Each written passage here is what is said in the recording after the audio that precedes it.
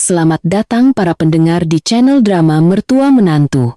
Para pendengar sekalian, apakah seorang wanita bisa benar-benar mendapatkan kebahagiaan? Terutama jika ia harus terus-menerus menahan diri dalam sebuah keluarga dengan ibu mertua yang selalu menganggapnya tak lebih dari seorang pembantu, yang seolah memiliki kewajiban untuk melayani semua anggota keluarga, termasuk adik ipar yang telah gagal dalam pernikahannya. Namun seringkali membawa anak-anaknya untuk dititipkan hanya agar ia bisa pergi bersenang-senang.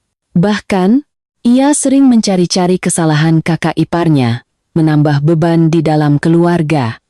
Sementara itu, sang suami sama sekali tidak mau berbagi beban dengan istrinya, dan malah berselingkuh di belakangnya.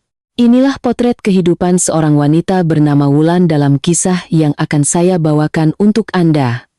Bagaimana kelanjutan kisahnya? Mari kita simak bersama.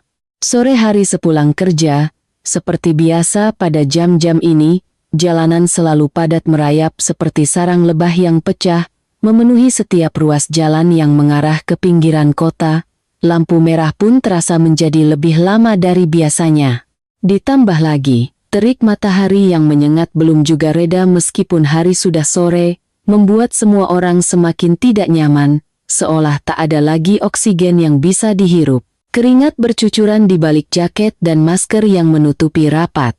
Setelah bersusah payah menyelinap, Wulan akhirnya berhasil keluar dari kerumunan lalu lintas. Jalanan di pinggiran kota terasa lebih lengang. Ia melirik jam di sebuah rumah warga. Waktu sudah menunjukkan pukul 5:30 sore. Wulan segera memacu motornya sekencang mungkin untuk pulang. Setibanya di rumah, ibu mertuanya sudah duduk di teras, menyilangkan kaki sambil asik makan rambutan. Begitu melihat Wulan, ia langsung berdeham dengan nada menyindir, "Wah, menantu kesayanganku yang sibuk kerja di tempat hebat akhirnya pulang juga." "Sore, Bu," sapa Wulan pelan, mematikan mesin motornya dan menuntunnya masuk ke halaman. Langit sudah mulai gelap, tetapi di dalam rumah masih remang-remang. Wulan menoleh pada ibu mertuanya, "Bu, kenapa lampunya tidak dinyalakan? Memangnya uang dari mana untuk bayar listrik? Kamu pikir menyalakan lampu itu gratis? Ibu minta uangnya sama kamu untuk bayar, tapi kamu tidak memberikannya." "Ya sudah, tidak usah dipakai." "Bu, kenapa ibu bicara begitu? Bukannya saya salah bicara? Katanya kerja di rumah sakit besar, gajinya tinggi, tapi untuk urusan uang listrik saja harus ditagih terus-menerus. Bulan ini saya belum gajian, Bu. Dan setiap bulan saya selalu memberikan uang yang cukup untuk membayar listrik dan air tepat waktu. Bulan ini kan belum jatuh tempo, kenapa ibu sudah terburu-buru?" Wulan mencoba membela diri. Ibu mertuanya yang sedang mengupas rambutan langsung berdiri dan menunjuk wajahnya. "Oh, sekarang sudah berani membantah ya? Ya ampun, sial sekali nasibku ini." Bu Hartini, nama ibu mertuanya, sama sekali tidak peduli dengan tetangga sekitar. Ia terus mengomel di halaman, menjelek-jelekan Wulan. Para tetangga sudah terbiasa dengan sifat buruk Bu Hartini. Mereka melihat dan mendengar, tetapi tidak ada yang peduli. Mereka hanya merasa kasihan pada Wulan, menantunya. Wulan sudah 3 tahun menjadi menantu di sini, menjadi istri dari Bima, putra Bu Hartini. Selama 3 tahun menjadi menantu dan memiliki seorang putri bernama Mentari, Bu Hartini selalu mencari-cari kesalahannya. Wulan adalah seorang dokter. Sebelum menikah, ia sudah mendapatkan posisi di sebuah rumah sakit besar di pusat kota, yang berjarak sekitar 20 km dari rumahnya. Suaminya, Bima, adalah seorang pegawai negeri sipil yang bekerja di dekat rumah. Siapapun bisa melihat dengan jelas siapa yang penghasilannya lebih besar, tetapi ibu mertuanya selalu berkata bahwa Wulan sangat beruntung bisa mendapatkan suami sehebat Bima. Ia bahkan terus-menerus menyuruh Wulan untuk berhenti bekerja dan mencari pekerjaan di dekat rumah agar lebih mudah mengurus keluarga, suami, dan anak. Wulan tidak mau hidup seperti itu. Ia punya cita-cita dan ambisinya sendiri. Jika bukan karena orang tuanya yang ingin ia menikah dengan pria yang tinggal dekat, dan Bima yang pada awalnya terlihat sebagai pria yang baik dan sopan, mungkin ia tidak akan harus setiap hari menempuh perjalanan jauh dan terburu-buru pulang untuk memasak bagi mertuanya. Bu Hartini terus berteriak-teriak hingga Pak Darto, ayah mertuanya, pulang sambil menggendong Mentari yang tampak kebingungan. "Ada apa ini? Belum sampai rumah sudah terdengar suaramu teriak-teriak sampai ke ujung jalan. Lihat saja menantumu ini, Pak." Dibilangin satu kata, membantah 10 kata. "Bapak lihat, betapa sengsaranya aku ini. Menantu orang lain jam 5 sore sudah pulang. Masak dengan benar. Suami pulang tinggal duduk manis di meja makan. Tapi menantu di rumah ini, hebat sekali. Maunya kerja di tempat bagus, entah apa yang dikejarnya, setiap hari pulang gelap-gelapan. Pulang-pulang malah menyindirku. Siapa yang lebih sengsara dariku ini, ya Tuhan?" Pak Darto yang mendengar keluhan istrinya sudah sangat paham apa yang terjadi. Ia berkata, "Sudahlah, Bu. Kurangi sedikit bicaramu itu. Setiap hari teriak-teriak, tidak malu didengar orang?" Lalu ia menoleh pada Wulan. "Sudah, Nak, masuk saja masak nasi. Biar Bapak gendong Mentari sebentar, nanti kamu mandikan dia dan beri makan." "Baik, Pak."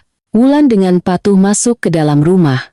Di belakangnya, masih terdengar umpatan Bu Hartini. Setelah Wulan masuk, Pak Darto menoleh pada istrinya. "Sudahlah, Bu. Soal pekerjaan anak itu, kenapa harus dibahas terus-menerus? Memangnya saya salah bicara? Disuruh kerja dekat rumah biar bisa pulang cepat memasak, tidak mau didengarkan. Maunya kerja jauh, pasti ada main di sana baru mau pulang ke rumah." "Sudahlah, Bu. Jangan bicara begitu, nanti Wulan sedih. Dia kan sudah bekerja di sana sebelum menikah dengan Bima. Kenapa ibu terus menyuruhnya berhenti? Lagi pula, anakmu sendiri itu, Bima, kerja dekat rumah tapi pulangnya lebih malam dari Wulan yang kerja jauh. Bima itu laki-laki, dia harus bergaul dengan teman-temannya. Bapak bandingkan seperti itu, apa pantas?" Pak Darto hendak menimpali, tetapi tiba-tiba Mentari menangis keras. Mungkin ia takut melihat kakek dan neneknya bertengkar. Pak Darto terpaksa berhenti dan menenangkan cucunya, lalu masuk ke dalam rumah. Bu Hartini melirik mereka dengan sinis sambil bergumam. "Entah kena pelet apa. Dibela terus-menerus." Malam hari, menjelang waktu makan, Bima baru pulang. Wulan saat itu sudah selesai memasak dan juga sudah memandikan Mentari. Melihat suaminya pulang, ia berseru dari dapur, "Mas, mandi dulu, nanti turun makan ya." "Iya," jawab Bima sambil naik ke atas untuk mandi, lalu turun lagi. Pak Darto dan Bu Hartini sudah duduk manis di meja makan. Mentari duduk di kursi makannya sendiri, sementara Wulan masih sibuk menuangkan sayur ke mangkuk. Melihat putranya turun, Pak Darto berdeham. "Akhir-akhir ini kamu sibuk apa? Kok sering pulang malam?" Bima duduk di kursinya, mengambil piring dan sendoknya sendiri tanpa melirik istrinya, yang bahkan belum duduk. Dengan santai ia mengambil lauk. "Iya, Pak. Akhir-akhir ini kerjaan agak banyak. Sesibuk apapun, usahakan untuk pulang lebih awal. Kamu sudah punya istri dan anak, kurangi sedikit urusan di luar, dan pulanglah untuk membantu istrimu." Mendengar itu, Bima berhenti menyendok, mengangkat kepala, dan menatap Wulan dengan tatapan aneh. Bu Hartini yang melihat suaminya menegur putranya langsung membela, dia kan harus keluar untuk bergaul dengan teman-temannya. "Pak, namanya juga laki-laki. Saya juga laki-laki, tidak perlu bergaul sampai setiap hari pulang larut malam. Bapak itu beda. Kalau pergaulan Bapak itu bisa menghasilkan uang, saya juga akan izinkan Bapak pergi. Ibu ini selalu saja uang, uang, dan uang." "Loh, memangnya kalau bukan uang, apalagi yang penting, Pak?" "Sudah, Bapak, Ibu, silakan makan." Wulan segera menengahi, melihat orang tuanya akan bertengkar. Bima seolah tidak peduli dengan pertengkaran yang baru saja terjadi. Ia hanya menunduk makan hingga selesai, lalu naik ke kamarnya, membiarkan ayah, ibu, dan istrinya menyelesaikan sisanya. Larut malam, Wulan baru selesai dengan semua pekerjaan rumah. Mentari sudah tidur pulas sejak tadi. Ia meletakkan putrinya di boks bayi, lalu duduk di tempat tidur untuk melipat tumpukan pakaian bersih. Bima sedang asik dengan ponselnya, jarinya tak henti-hentinya menekan dan menggeser layar, sesekali mengumpat seolah sedang berbicara dengan seseorang di dalam game. Wulan sudah terbiasa dengan pemandangan ini, jadi ia tidak terlalu peduli. Saat ini ia hanya ingin cepat menyelesaikan pekerjaannya dan tidur. Tiba-tiba Bima mengerutkan kening dan mendesis, sepertinya ia baru saja kalah dalam permainannya. Ia meletakkan ponselnya dan melihat Wulan sedang duduk di sana melipat pakaian.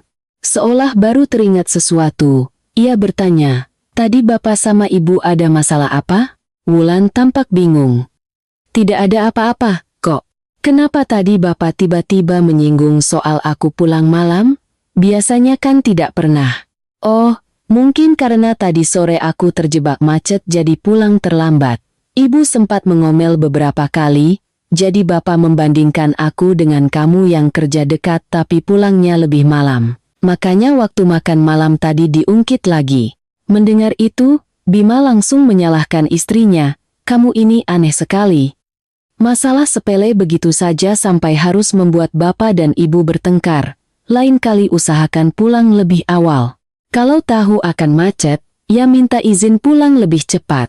"Mas, kenapa begitu? Aku kan kerja jauh di pusat kota. Hari ini kan hari Jumat, akhir pekan, jadi pasti macet. Aku sudah berusaha sebisaku. Orang lain mungkin pulangnya lebih malam lagi." "Sudahlah, lain kali diatur saja.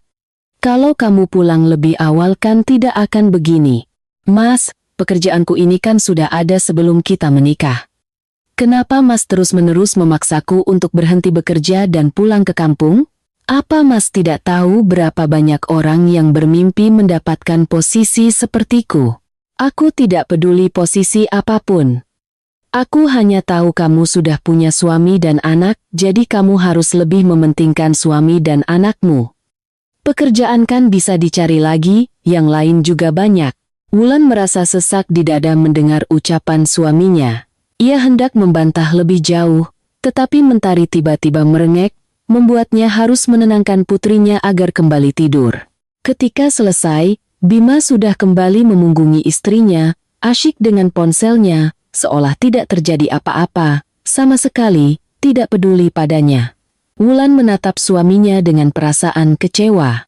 Ia sudah tak punya tenaga untuk bertengkar dengannya. Ia mematikan lampu dan tidur. Keesokan paginya adalah akhir pekan. Biasanya orang-orang akan bangun lebih siang, tetapi tidak dengan Wulan. Ia tetap harus bangun pagi, pergi ke pasar, dan memasak sarapan untuk seluruh keluarga. Bu Hartini melihatnya membuka gerbang untuk pergi ke pasar, dan langsung memanggilnya dari teras. "Hei, nanti beli makanan tambahan untuk si Rini juga ya." Sebentar lagi dia dan anak-anaknya datang ke sini. Rini, adik ipar Wulan, sudah menikah dan punya 2 orang anak, tetapi sudah bercerai. Hampir setiap akhir pekan, Rini akan membawa anak-anaknya ke sini untuk makan dan menginap. Setiap kali datang, ia akan tinggal selama 2 hari penuh, tidak melakukan apa-apa, dan hanya tahu menuntut makanan enak. Setelah makan, ia bahkan sering meminta untuk dibawakan pulang. Tapi ia tidak pernah sekalipun memberikan uang tambahan atau membantu Wulan sedikit pun. Bahkan, ia tidak pernah mengurus anak-anaknya sendiri, hanya menitipkannya pada Wulan lalu pergi bersenang-senang hingga pagi, kemudian pulang dan menuntut sarapan. Wulan tidak tahu harus bagaimana menghadapi adik iparnya ini. Setiap kali ia mencoba membuka mulut, ibu mertuanya akan langsung mengomel, menuduhnya pelit pada adik ipar dan keponakannya. Bima juga tidak pernah membelanya. Akhirnya, hanya Wulan yang dimarahi. Jadi, mendengar perintah ibu mertuanya, Wulan hanya menjawab, "Iya, Bu," lalu pergi. Saat Wulan pulang dari pasar, seisi rumah masih belum bangun. Rini dan anak-anaknya juga belum datang. Ia membawa belanjaan ke dapur dan mulai memasak. Tak lama kemudian, terdengar suara klakson mobil yang berisik dari luar gerbang, membuat Wulan berlari keluar. Rini datang bersama dua anaknya, yang satu berusia 5 tahun, dan yang satu lagi 3 tahun. Mereka menyipitkan mata karena silau matahari dan masih tampak mengantuk. Begitu melihat Wulan, Rini langsung mengomel, "Buka gerbang saja lama sekali. Keponakanmu ini sampai kepanasan, tahu." Wulan tidak berkata apa-apa, hanya dia membuka gerbang agar mobil Rini bisa masuk. Begitu mobil berhenti, Rini langsung melompat turun, membiarkan kedua anaknya kebingungan di dalam mobil. Melihat itu, Wulan terpaksa membantu mereka turun. Begitu masuk ke dalam rumah, Rini langsung menuju dapur. Melihat ada panci berisi soto ayam di atas kompor, ia langsung cemberut. "Soto ayam? Bisa makan yang lain tidak? Kemarin aku baru saja makan soto." Wulan yang sedang sibuk membawa kedua keponakannya masuk belum sempat menjawab. Bu Hartini yang mendengar suara Rini sudah keluar dari kamarnya. "Rini, sudah datang? Dimas dan Mia mana?" "Di luar, Bu." "Oh ya Bu, hari ini Mbak Wulan masak soto ayam lagi. Padahal kemarin aku baru saja mengajak anak-anak makan soto. Bagaimana kalau kita makan bubur ayam saja, Bu? Aku lihat ada warung bubur yang enak di ujung jalan." Mendengar itu, Wulan segera masuk dan berkata, "Sudah terlanjur aku masak, Rin. Biarkan anak-anak makan ini dulu. Besok baru aku masakan bubur ayam." Bu Hartini langsung memotong, "Adikmu mau makan bubur ayam, ya biarkan saja dia makan bubur ayam. Kamu ini aneh sekali." Tanpa menunggu Wulan selesai bicara, Rini sudah menarik tangan ibunya keluar pintu, meninggalkan Wulan bersama kedua keponakannya. Saat itu, terdengar suara tangisan dari lantai atas. Mungkin Mentari bangun dan tidak melihat ibunya di sampingnya. Wulan segera berlari ke atas untuk menggendong putrinya. Bima masih tertidur pulas seolah tidak ada yang terjadi. Wulan menghela napas, terpaksa menggendong Mentari turun. Sambil menenangkan putrinya, ia menyuapi kedua keponakannya sarapan. Untungnya, yang lebih besar, Dimas, sudah bisa makan sendiri. Ia hanya perlu menyuapi yang lebih kecil, Mia. Tak lama kemudian, Pak Darto bangun. Melihat pemandangan itu, ia bertanya, "Rini mana? Kenapa kamu yang harus menyuapi anak-anaknya begini?" "Ibu dan Rini sedang keluar makan bubur ayam di ujung jalan, Pak. Benar-benar keterlaluan. Di rumah sudah dimasak soto, masih saja mau makan di luar. Benar-benar anak manja karena ibunya." Selesai berkata begitu, Pak Darto membantu Wulan menjaga cucu-cucunya agar Wulan bisa memasak bubur untuk Mentari. Beberapa saat kemudian, Bu Hartini dan Rini baru pulang. Mereka berjalan sambil tertawa-tawa memuji betapa enaknya bubur ayam tadi. "Kalian berdua hebat sekali ya. Di rumah sudah ada soto, masih saja pergi makan bubur ayam." Mendengar suara Pak Darto, Rini langsung bersembunyi di belakang ibunya, tidak berani bersuara. Bu Hartini melihat itu dan langsung membela putrinya. "Kemarin kan dia sudah makan soto. Sekarang dia kepingin bubur ayam. Ya tentu saja aku antarkan. Bapak ini ayahnya atau bukan sih? Ibu dan anak sama saja. Selalu memanjakannya. Dan kamu Rini, kenapa kamu bawa anak-anakmu ke sini lalu kamu tinggalkan begitu saja pada kakak iparmu untuk diurus? Dia juga punya anak yang lebih kecil darimu. Bagaimana mungkin dia bisa mengurus 3 anak sekaligus? Bapak ini aneh sekali. Seminggu sekali anakku datang berkunjung, Bapak malah terus-menerus menyalahkannya. Berkunjung atau mencari tempat penitipan anak gratis? Setiap kali datang, anak-anaknya selalu dititipkan pada Wulan untuk diurus. Dia sudah bekerja seminggu penuh, Wulan juga butuh istirahat. Bapak ini ayah kandung Rini atau ayah kandung Wulan, sih?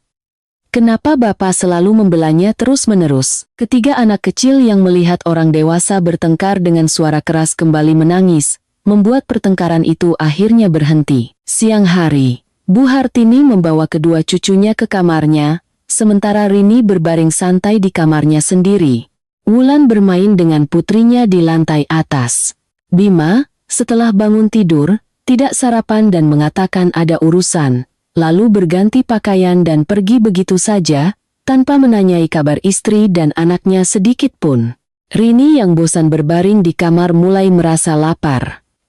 Sepertinya semangkuk bubur ayam tadi pagi sudah habis dicerna. Ia menyelinap ke kamar Bu Hartini dan mengatakan sesuatu. Wulan tahu, karena kamarnya bersebelahan dengan kamar Rini. Dan jika Rini sudah mau keluar dari kamarnya saat itu, pasti karena lapar atau ingin pergi bermain. Benar saja. Tak lama kemudian terdengar suara Bu Hartini memanggil dari bawah. "Wulan, turun sebentar. Lihat ini." Wulan sudah tidak asing lagi dengan suara itu. Pasti ia dipanggil turun untuk disuruh membeli makanan untuk putrinya. Meskipun tahu, ia tetap menggendong. Mentari turun untuk melihat apa yang diinginkan ibu mertuanya. Melihat menantunya turun, Bu Hartini berkata dengan ketus, "Kenapa siang-siang begini masih duduk-duduk saja di atas? Ibu memanggil saya?" "Iya. Siang ini kamu pergi beli kepiting saus padang atau udang bakar, ganti menu untuk keluarga." "Bu, Mentari, saya tidak bisa membawanya ke pasar sekarang." "Kenapa tidak bisa? Apa susahnya? Saya kan harus menjaga Dimas dan Mia. Rini kan bisa menjaga mereka, Bu. Di luar panas sekali begini. Seminggu sekali adik iparmu datang berkunjung, masa kamu suruh dia ini itu? Tapi, tidak ada tapi-tapian. Siang ini harus ada. Cepat pergi." Ibu mertuanya langsung memotong ucapan Wulan sebelum ia sempat membuka mulut, membuatnya tak bisa berkata apa-apa lagi. Wulan melihat keluar, matahari bersinar sangat terik.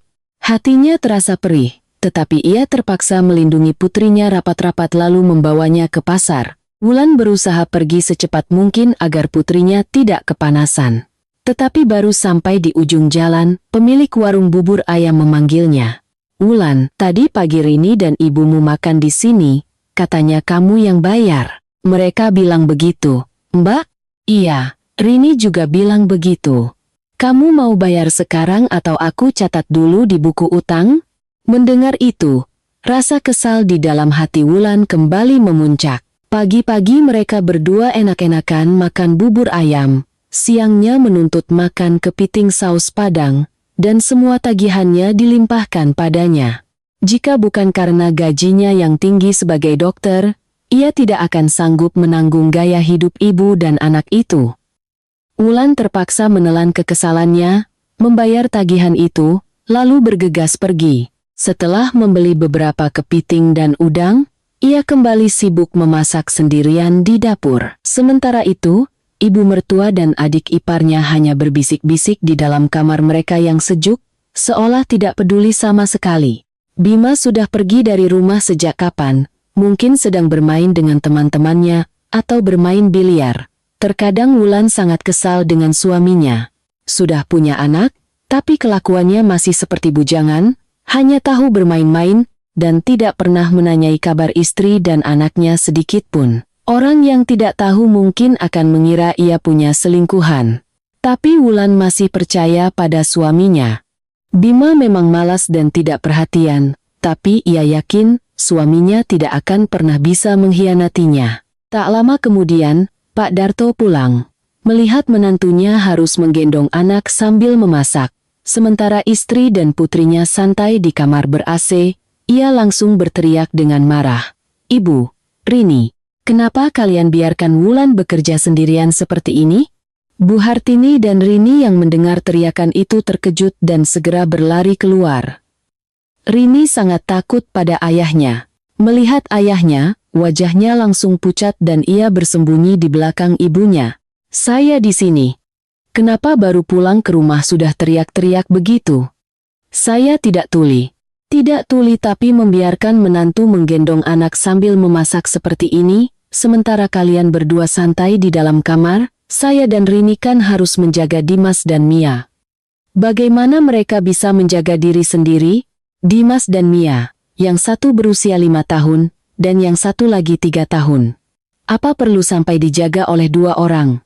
Mentari baru berusia 2 tahun, dan ibunya harus menggendongnya, sambil memasak. Apa menurut ibu itu pantas? Dia yang melahirkan. Ya, dia yang harus bisa mengurusnya. Dulu saya juga mengurus 2 anak sendirian sambil menunggu bapak pulang kerja. Putrimu juga bisa melahirkan. Kenapa tidak bisa mengurus anaknya sendiri? Setiap minggu datang ke sini untuk makan dan tidur. Lalu melimpahkan semua pekerjaan pada orang lain. Tidak pernah membantu kakak iparnya sedikit pun. Bapak ini kenapa sih? Anak itu memberi bapak pelet apa sampai bapak terus membelanya berulang kali? Masalah seperti itu saja ibu bisa pikirkan? Saya tidak mau bicara lagi dengan ibu. Lalu ia menoleh pada menantunya. Wulan, berikan mentari pada bapak. Dan kamu, Rini, keluar dan bantu kakak iparmu. Rini yang namanya disebut langsung cemberut dan menarik-narik tangan ibunya, seolah mencari perlindungan. Bu Hartini melihat itu dan menggenggam tangan putrinya, seolah menegaskan, ada ibu di sini, tidak perlu melakukan apa-apa. Pak Darto yang melihat tingkah laku ibu dan anak itu sudah lelah dan tidak mau berdebat lagi. Ia menggendong Mentari ke halaman belakang. Selesai memasak, Wulan menjemur pakaian di halaman agar terkena sinar matahari. Rini dan ibu mertuanya yang mencium bau masakan, dengan antusias keluar dan langsung duduk di meja makan. Melihat hidangan kepiting dan udang yang masih mengepul, perut Rini langsung keroncongan. Tanpa menunggu siapapun, ia langsung mengambil dan makan dengan lahap. Bu Hartini mencoba mencegahnya, tunggu ayahmu dan Wulan dulu. Nanti ayahmu marah besar.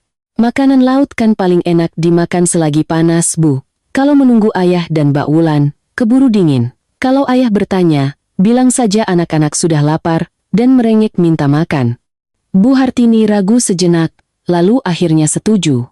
Mereka berempat, 2 orang dewasa dan 2 anak kecil makan dengan lahap. Selesai makan, Bu Hartini melihat piring yang hanya tersisa sedikit udang kecil dan beberapa cangkang kepiting. Ia panik. Astaga, sudah habis. Nanti ayahmu tidak kebagian apa-apa, bisa marah besar. Rini dengan santai menjilati jarinya dan berkata, tidak apa-apa, Bu. Nanti suruh saja Mbak Wulan masak menu lain untuk ayah. Anggap saja cucu-cucunya sudah lama tidak makan makanan laut yang enak. Masa ayah pelit sama cucunya sendiri? Ya sudahlah, tapi lain kali jangan begini lagi. Ibu tidak bisa membelamu terus-menerus. Iya, Bu. Selesai berkata begitu, Bu Hartini dan Rini membawa anak-anak mencuci tangan, lalu kembali masuk ke dalam kamar mereka. Pak Darto saat itu sedang menggendong Mentari sambil melihat akuarium di belakang rumah. Wulan, karena jemuran yang agak berat, butuh waktu lebih lama untuk selesai. Ditambah lagi, ia melihat halaman yang kotor dan menyapunya sebentar. Ketika ia akhirnya turun, ia melihat meja makan yang tadinya penuh dengan hidangan kepiting dan udang yang baru saja ia masak, kini hanya tersisa tumpukan cangkang. Wulan terkejut. Loh, Bapak, Ibu, kenapa ini? Mendengar panggilannya, Pak Darto segera berlari masuk. Melihat meja makan yang hanya berisi cangkang, dan hanya tersisa beberapa udang kecil, ia sepertinya langsung mengerti apa yang terjadi. Ia berteriak dengan suara keras, Ibu, Rini, mana? Bu Hartini yang mendengar suaminya, memanggil segera keluar dengan tergopoh-gopoh. Rini bersembunyi di dalam kamarnya, pura-pura menidurkan kedua anaknya. Melihat tumpukan cangkang yang belum dibersihkan, Bu Hartini sedikit panik, tetapi ia tetap berusaha menjaga ketenangannya. Ada apa teriak-teriak begitu? Ada masalah apa? Ada masalah apa? Tumpukan cangkang ini apa maksudnya? Tadi Dimas dan Mia yang makan. Masa tidak boleh? Mereka berdua bisa menghabiskan semua ini? Bapak pikir aku ini anak kecil yang bisa dibohongi seperti itu? Saya juga percaya. Sekarang kan cucu-cucu kita sedang dalam masa pertumbuhan. Mereka makan banyak sedikit. Kenapa Bapak pelit sekali sama mereka? 2 cucu. Atau 1 nenek berusia hampir 60 tahun dengan 1 anak perempuan yang sudah punya 2 anak? Jangan pikir aku tidak tahu apa-apa, panggil Rini keluar ke sini. Bapak ini kenapa? Anggap saja aku dan Rini yang makan, memangnya kenapa? Apa kami berdua tidak punya hak untuk makan di rumah ini? Jadi ibu mengaku, kalian orang dewasa makan lalu menyalahkan anak-anak, makan tidak ingat orang lain yang sudah memasak. Yang masak tidak, tapi saat makan, kalian habiskan semuanya. Lalu aku dan Wulan makan apa? Bu Hartini yang kalah berdebat tetap tidak mau mengalah. Ia mengangkat dagunya. Suruh saja Wulan masak menu lain. Cuma makan saja. Apa dia tidak bisa memasak? Wulan yang berdiri di sampingnya tidak berani menjawab. Melihat tatapan tajam ibu mertuanya, ia tanpa sadar menundukkan kepalanya. Bu Hartini melihat itu dan meliriknya dengan sinis, lalu berkata pada suaminya, masalah sepele begini saja diributkan. Kalau ibu terus seperti ini, pantas saja Rini jadi manja. Tapi Bu Hartini tidak mau mendengarkan lagi. Ia berbalik dan masuk ke dalam, tak lupa melirik Wulan dengan tajam sebelum pergi. Wulan dan ayah mertuanya saling pandang, merasa tak berdaya menghadapi kelakuan ibu dan anak itu.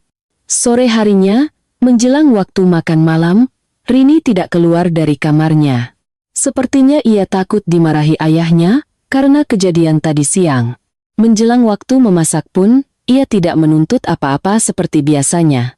Tapi Wulan tahu, itu tidak akan bertahan lama. Sebentar lagi Rini pasti akan menuntut kakak iparnya untuk membelikan ini dan itu. Wulan sudah sangat hafal, karena ia sudah sering mengalaminya. Benar saja, malam itu Rini tidak menyinggung soal makan malam, tetapi ia mengatakan akan pergi karena ada urusan. Ia berdandan sangat modis, memakai parfum, lalu menitipkan kedua anaknya dan pergi dengan motornya. Wulan merasa sangat heran. Ia tahu Rini bekerja di kantor, tetapi dengan gaji yang tidak seberapa, mana mungkin cukup untuk menghidupi dua anak dan membeli pakaian serta berdandan seperti itu. Malam itu, ia bertanya pada suaminya, Mas, Rini itu sering pergi-pergi dan makan enak begitu. Uangnya dari mana ya untuk biaya hidup dan mengurus anak-anaknya? Bima yang sedang asyik bermain game di ponselnya, melihat istrinya bertanya, hanya menjawab sekenanya, tidak tahu juga. Kenapa kamu penasaran sekali? Biarkan saja dia. Iya, aku hanya ingin tahu saja. Soalnya setiap minggu dia kesini makan, tidak pernah sekalipun memberiku uang untuk belanja. Ibu bilang dia susah karena mengurus anak sendirian, jadi jangan dihitung-hitung. Tapi dia selalu punya uang untuk beli baju, sepatu, dan menata rambut. Makanya aku merasa aneh. Sudahlah, biarkan saja dia. Kamu urus saja urusan rumahmu sendiri. Bima berkata dengan nada seolah sedang menyembunyikan sesuatu, tetapi Wulan sama sekali tidak menyadarinya. Ia kembali melanjutkan pekerjaan rumahnya lalu pergi tidur. Wulan baru saja tertidur lelap ketika tiba-tiba terdengar dering telepon. Ternyata Rini menelepon, menyuruhnya membuka gerbang. Pelan-pelan saja, jangan sampai ayah bangun, nanti bisa ribut lagi seisi rumah, kata adik iparnya dengan suara mabuk di telepon, membuat Wulan mengerutkan kening. Selalu saja, seperti ini. Setiap kali Rini pergi bermain, ia pasti akan pulang larut malam. Tidak hanya minum-minum hingga mabuk, ia juga akan menelepon Wulan untuk membukakan gerbang, karena takut ayahnya tahu dan memarahinya. Benar-benar seperti pembantu di rumah sendiri yang bisa disuruh-suruh oleh siapa saja. Wulan mengucek matanya yang perih, turun untuk membukakan gerbang untuk Rini. Rini sama sekali tidak menyapanya.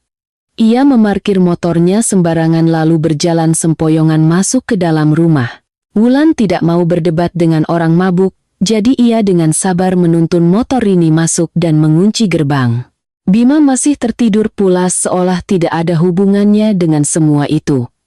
Wulan melihatnya dan tanpa sadar menghela napas. 3 tahun menjadi menantu, ia hidup seperti seorang pembantu sejati. Semua pekerjaan rumah, dari atas sampai bawah, ia kerjakan sendirian. Untungnya, sejak ia punya anak, ayah mertuanya membantu menjemput dan menjaga cucunya agar ia bisa memasak dan mengerjakan pekerjaan rumah. Sedangkan ibu mertua dan suaminya sama sekali tidak pernah membantu, seolah itu bukan urusan mereka. Tidak hanya itu, setiap minggu adik iparnya yang sudah bercerai itu juga akan membawa kedua anaknya ke sini untuk ia layani. Ia bahkan sering menuntut makanan ini dan itu, tanpa pernah menawarkan bantuan sedikit pun, bahkan untuk pekerjaan ringan seperti memetik sayur atau mencuci piring. Selain itu, ibu mertuanya mengatakan bahwa gaji Wulan sebagai dokter lebih tinggi, sementara gaji suaminya lebih rendah. Karena itu, ia mengambil semua gaji suaminya dan memaksa Wulan untuk menanggung semua biaya rumah tangga dari A sampai Z. Dari hal terkecil seperti membeli tusuk gigi hingga biaya makan, minum, listrik, air, pakaian, bahkan untuk urusan sumbangan kematian atau pernikahan di kampung, ibu mertuanya tidak pernah mau mengeluarkan sepeser pun, hanya mengandalkan uang menantunya. Sejak menikah hingga sekarang, suaminya tidak pernah membelikannya apa-apa. Malah sebaliknya, Wulan yang harus mengeluarkan uang untuk membeli kebutuhannya. Jika ia bertanya, suami dan ibu mertuanya akan kompak menjawab bahwa gaji Bima ditabung untuk keperluan besar di masa depan. Wulan juga tidak mengerti keperluan besar apa, sementara rumah dan kendaraan sudah ada semua. Kalaupun untuk biaya sakit, mertuanya kan punya uang pensiun yang jarang terpakai. Mereka berdua sebagai suami istri masih muda, memang seharusnya punya tabungan darurat sendiri. Tapi entah bagaimana, ibu mertuanya bersikeras memegang semua uang itu setiap bulan dan selalu menghitung hari kapan Bima gajian untuk segera mengambilnya, tidak memberi kesempatan pada Wulan untuk bertanya. Terkadang Wulan merasa sangat sedih. 3 tahun menjadi menantu, seperti pembantu tanpa bayaran. Bahkan harus mengeluarkan uang dari gajinya sendiri untuk menafkahi seluruh keluarga. Ia bahkan lebih buruk dari seorang pembantu. Suatu akhir pekan, Dinda, sahabatnya semasa kuliah, tiba-tiba menelepon, mengajaknya minum kopi. Wulan baru sadar, sudah lama sekali ia sibuk dengan pekerjaan dan keluarga, tidak pernah punya waktu untuk dirinya sendiri. Ia pikir, pertemuan kali ini bisa menjadi kesempatan untuk bersantai sejenak.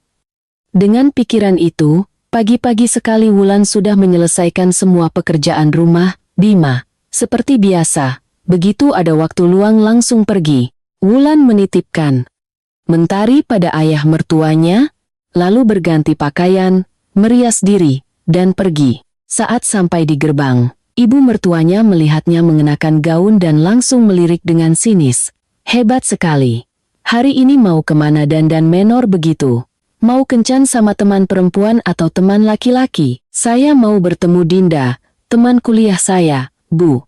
Sudah lama sekali kami tidak bertemu. Bukan mau kencan, Bu.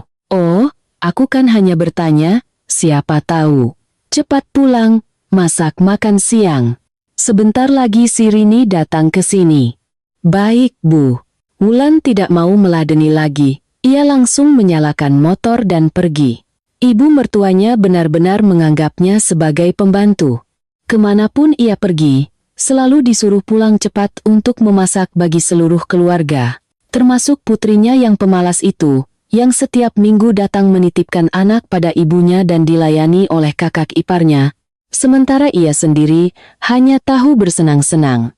Setibanya di kafe, Wulan mencari-cari cukup lama, sebelum akhirnya menemukan sahabatnya yang sedang menunggunya di sudut. Melihat Wulan, Dinda dengan antusias melambaikan tangan. Aku di sini? Begitu duduk, Wulan hampir tidak mengenali Dinda lagi. Dinda di hadapannya sekarang sangat cantik dan modis, wajahnya tidak banyak berubah meskipun sudah beberapa tahun berlalu. Wulan tanpa sadar menyentuh wajahnya sendiri, wajah yang setelah menikah, terutama setelah melahirkan, sudah muncul banyak flek hitam. Melihat Wulan terus memandanginya, Dinda tertawa. Kenapa? Ada yang aneh di wajahku? Atau sudah tidak kenal lagi sama temanmu ini? Iya, kamu beda sekali, Dinda. Beda bagaimana? Lebih baik atau lebih buruk? Dulu kamu tidak secantik ini. Sekarang kamu kelihatan sangat muda dan cantik, sedangkan aku, ini karena rajin merawat diri saja. Tidak butuh banyak uang kok. Kamu mau coba? Nanti aku kenalkan tempatnya. Wulan menggeleng. aku tidak punya waktu. Loh, kenapa? Aku juga punya satu suami dan satu anak sepertimu. Kenapa kamu tidak punya waktu? Aku kan harus mengurus suami, anak, dan juga ayah dan ibu mertua. Mana ada waktu? Oh, jadi suamimu tidak membantu apa-apa? Dia kan sibuk kerja terus. Mana ada waktu untuk membantuku? Loh, sesibuk apapun, tetap harus pulang dan membantu istri. Presiden Amerika saja pulang ke rumah masih mencuci piring untuk istrinya. Loh, suamimu kan masih bekerja sebagai PNS, kan? Apa sesibuk itu sampai tidak punya waktu? Itu artinya kamu terlalu memanjakan suamimu. Suamiku, kalau dia pulang kerja dan melihatku sedang sibuk, dia pasti akan langsung membantu. Kalau tidak, aku tidak akan masakkan makan malam untuknya. Serius. Wulan tertawa. Ia tidak akan pernah berani melakukan hal itu pada suaminya. Sejak mereka menikah, Bima tidak pernah sekalipun membantunya, bahkan untuk mencuci cangkir kopinya sendiri yang baru saja ia minum. Terkadang, saat ia sangat lelah, ia hanya ingin meminta tolong suaminya untuk menanak nasi, tetapi ibu mertuanya akan langsung menyahut dari belakang, "Kalau kamu tidak bisa, biar ibu saja yang kerjakan. Kenapa menyuruh laki-laki masuk dapur?" Setiap kali teringat kejadian itu, ia lebih baik mengerjakannya sendiri daripada harus mendengar omelan ibu mertuanya. Lama-kelamaan, Bima jadi punya banyak waktu luang setelah pulang kerja, dan ia lebih sering pergi bermain futsal atau biliar dengan teman-temannya daripada pulang tepat waktu seperti saat baru menikah dulu. Wulan menatap sahabatnya yang ceria di hadapannya dengan perasaan iri. Mereka berdua menikah di tahun yang sama, punya anak di tahun yang sama, tetapi nasib mereka sekarang sangat berbeda. Mungkin benar, nasib seorang wanita memang lebih baik atau lebih buruk tergantung pada suaminya. Dan ia, sejak awal setelah pernikahan, sudah kalah. Malam harinya, setelah menidurkan mentari, Wulan berbaring di tempat tidur. Ia terus memikirkan percakapannya dengan sahabatnya tadi pagi. Jika ia berpikir dengan cara yang berbeda, apakah hidupnya akan berbeda? Ia menoleh pada suaminya, Bima, yang masih asik bermain game. Ia berkata dengan ragu, "Mas, mulai besok pulang lebih awal ya, bantu aku mengerjakan pekerjaan rumah. Akhir-akhir ini aku merasa tubuhku semakin lemah." "Kamu kerjakan. Apa yang bisa kamu kerjakan? Sisanya biar aku yang selesaikan." Bima yang sedang bermain game, mendengar istrinya berkata begitu, sedikit terkejut. Ia menoleh dan bertanya, "Kamu kenapa?" "Akhir-akhir ini, punggungku sering sakit. Kalau berdiri lama, pasti sakit. Aku takut kalau terus-terusan begini, tubuhku bisa bermasalah." "Oh, mungkin karena perubahan cuaca. Beberapa hari juga pasti sembuh. Selama beberapa hari itu, bantu aku pekerjaan rumah ya, Mas." "Kamu gila? Kamu tidak takut ibu marah? Ibu pasti tidak akan mengizinkanku kerja. Nanti kalau ibu marah, kamu sendiri yang dengarkan omelannya ya." Wulan pura-pura merajuk, ingin melihat reaksi suaminya. "Jadi Mas hanya takut pada ibu? Mas tidak sayang padaku? Aku sudah bekerja keras, hanya minta bantuan sedikit saja Mas juga tidak mau?" Bima melihat sikap aneh istrinya dan menatapnya dengan bingung. "Kamu kenapa hari ini tiba-tiba menyuruhku kerja rumah? Aku kan tidak tahu harus melakukan apa. Kalau kamu terus-terusan tidak masuk akal begini, aku tidak akan peduli lagi." Selesai berkata begitu, Bima memunggungi istrinya dengan kesal. Wulan melihat itu dan merasa sangat marah. Ia sudah bekerja keras bertahun-tahun, sekarang hanya meminta bantuan sedikit saja suaminya sudah marah-marah seperti itu. Ia tidak tahu apakah suaminya masih menganggapnya sebagai istri. Ia hendak memarahi suaminya, tetapi Bima sudah mendengkur keras. Hari-hari berikutnya, Wulan tetap pergi bekerja seperti biasa, tetap bersusah payah melewati jalanan yang macet dan panas untuk pulang dan memasak bagi seluruh keluarga, termasuk adik iparnya yang pemalas dan manja. Hingga suatu hari, di akhir pekan, Wulan harus piket di rumah sakit.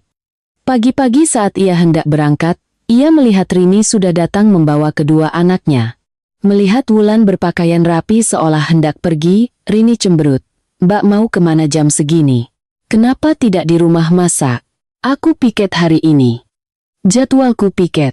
Mendengar itu, Rini mencibir. Setiap minggu alasannya piket, 3-4 kali. Entah orang tua menikahimu untuk jadi menantu atau untuk jadi pembantu tambahan. Apa maksudmu, Rini? Piket itu adalah pekerjaanku. Aku tetap menyelesaikan semua pekerjaan rumah sebelum pergi.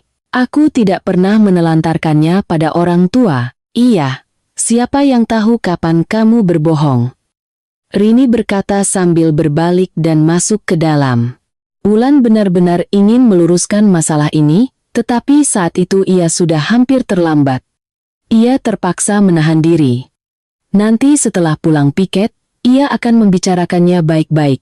Ini bukan pertama kalinya Rini atau ibu mertuanya menyindir pekerjaannya. Siapa yang tidak tahu menjadi dokter harus sering piket di rumah sakit, kadang di hari Sabtu, Minggu, bahkan hari libur. Meskipun begitu, banyak keluarga yang menginginkan menantu atau menantu laki-laki seorang dokter agar bisa membantu merawat keluarga. Tapi ibu mertua dan adik iparnya malah menganggap pekerjaannya sebagai duri dalam daging, selalu berharap ia berhenti bekerja. Di sisi lain, mereka terus-menerus meminta uang darinya untuk ini dan itu. Coba pikirkan, jika ia berhenti bekerja, apa ia bisa menemukan pekerjaan lain yang lebih baik dengan gaji yang sama untuk menanggung gaya hidup mereka yang boros? Keesokan paginya, Wulan pulang piket seperti biasa. Ia mampir ke rumah ibunya untuk menjemput Mentari. Karena ia piket, ia menitipkan putrinya pada ibunya. Ibu mertuanya pasti tidak akan mau menjaga cucunya, dengan alasan sudah tua dan tidak punya tenaga.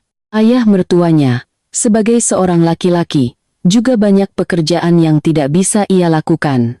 Ia hanya bisa membantu menjaga sebentar, tidak bisa seharian penuh. Karena itu, setiap kali piket, Wulan hanya bisa menitipkan putrinya pada ibunya. Ia takut Mentari kepanasan di jalan, jadi ia berusaha pulang lebih awal dari biasanya. Alhasil, ia tiba di rumah baru sekitar pukul 8:30 pagi, padahal biasanya ia baru akan sampai sekitar pukul 9:30. Seisi rumah masih sepi, sepertinya belum ada yang bangun. Ia membawa putrinya naik ke kamar. Mentari belum cukup tidur, jadi ia masih mengantuk. Bima entah di mana. Wulan merasa sangat aneh. Selimut dan bantal masih terlipat rapi seperti saat ia berangkat kerja kemarin. Seolah-olah semalam Bima tidak pulang ke rumah. Apa mungkin suaminya sekarang sudah bisa melipat selimut dan merapikan bantal sendiri setelah bangun tidur? Ia merasa sangat penasaran, tetapi ia takut kecurigaannya berlebihan. Jadi, ia menidurkan putrinya dulu baru memikirkannya lagi nanti. Tak lama kemudian, terdengar suara motor di bawah. Wulan mengenali suara motor suaminya, lalu terdengar langkah kaki naik ke tangga. Tapi ia menunggu cukup lama, suaminya tidak kunjung membuka pintu kamar. Wulan penasaran, apa yang ia lakukan di luar sana begitu lama. Melihat Mentari juga sudah tertidur, ia keluar untuk melihat di mana suaminya. Samar-samar ia mendengar suara bisikan antara Bima dan Rini. Rini merengek, "Mas, beri aku beberapa juta dong, uangku sudah habis." "Kamu kan kerja, uangmu habis kemana?" "Loh, aku kan harus menghidupi 2 anak. Lagi pula, gajiku tidak sebesar gaji istrimu. Gaji dia kan bisa beberapa kali lipat dari gajimu. Bukankah ayah mereka masih mengirim uang setiap bulan? Kalau gajimu kecil, ya kamu atur pengeluaranmu. Lagi pula, Mbak Wulan juga sudah mulai tidak suka dengan kebiasaanmu yang numpang makan tapi maunya yang mewah-mewah. Hati-hati, kalau dia sudah marah, aku juga tidak bisa membelamu." "Loh, kenapa Mas sekarang jadi takut istri?" "Bukan takut. Saling menghormati saja." "Oh ya? Kalau begitu, biar aku ceritakan pada istrimu tentang Mbak Santi, pemilik salon kuku di jalan sebelah." "Kamu bicara apa? Jangan sembarangan. Kalau sampai Wulan tahu, bisa geger serumah." "Nah, Mas takut kan? Sudah, jangan disembunyikan lagi. Aku sudah tahu semuanya. Aku juga lebih suka Mbak Santi daripada istrimu yang gajinya cuma beberapa juta tapi sombongnya minta ampun. Dia juga pintar sekali mengadu pada ayah. Jangan bicara sembarangan. Sudahlah, jangan disembunyikan lagi dariku. Aku akan mendukung Mas untuk bersama Mbak Santi. Tapi, untuk sementara waktu ini, aku kan butuh uang jajan. Telinga Wulan berdengung. Ia tidak bisa mendengar lebih lanjut. Jadi, semua kecurigaannya selama ini benar. Bima benar-benar punya wanita lain di luar sana. Ia merasa lemas dan harus masuk ke kamar mandi untuk menangis. Ia sangat bingung saat itu. Suami yang selama ini ia percaya, yang tidur seranjang dengannya, yang demi keluarganya ia bekerja keras, ternyata tega mengkhianatinya. Setelah puas menangis, Wulan keluar. Ia mencuci muka, berusaha terlihat biasa saja, agar suaminya tidak curiga. Sebelum ia menemukan cara untuk menyelesaikan masalah ini, ia akan berpura-pura tidak pernah mendengar percakapan tadi.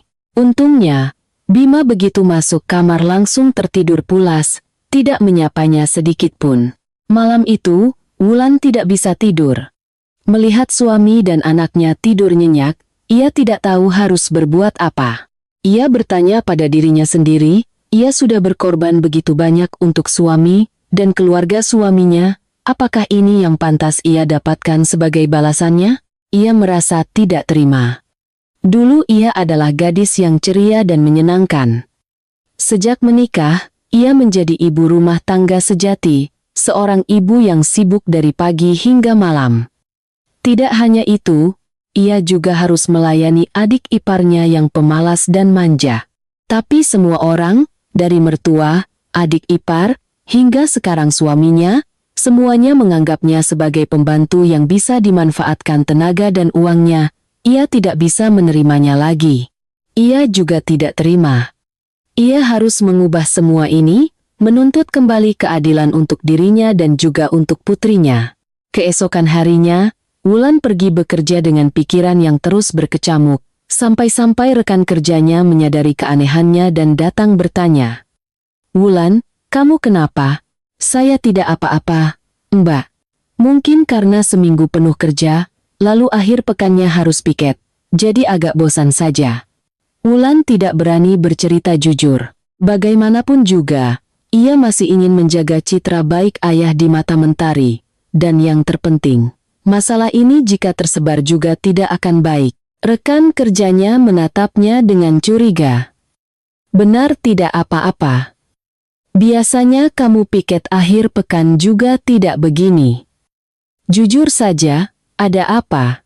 "Tidak ada apa-apa, Mbak, sungguh."